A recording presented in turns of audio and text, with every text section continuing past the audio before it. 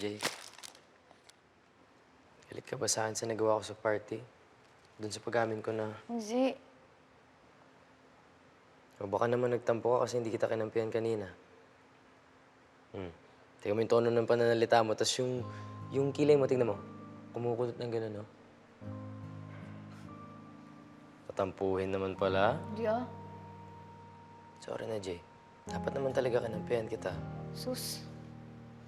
Mas nainis ako sa mga pananaw niyo sa buhay. Ang sisexist niyo. Tsaka, wala ka namang obligasyon sa akin. Jay, huwag mo sasabihin yan. Sinabi ko na sa'yo kung ano nararamdaman ko sa'yo, di ba? Kaya simula ngayon, obligasyon na kita.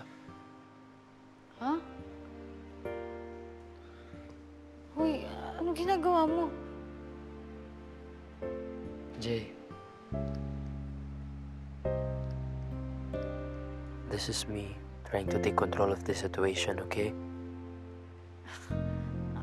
Anong situation? Ano bang sinasabi mo? Jay, gusto ko malaman mo na gusto kita. Na gusto ko to. Gusto ko manggaling sa akin na gusto kita. Yuri, please.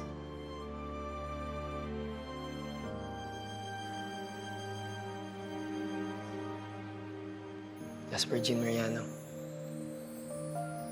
I, Yuri Hanamichi, I'm asking you.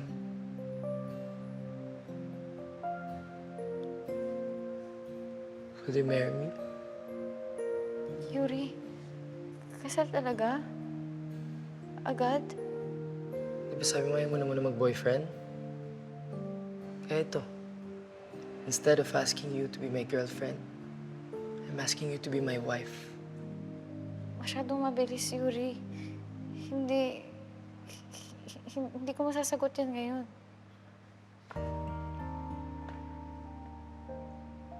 Pasensya ka na kung na-overwhelm kita. Yuri, nakakabigla kasi. Ang mabata pa natin, tapos kasal. Pero tuloy pa rin yung proposal ko, ha? Please, Jay.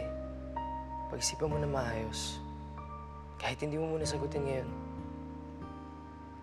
Sasabihin mo lang sa akin, okay? Hintayin kita.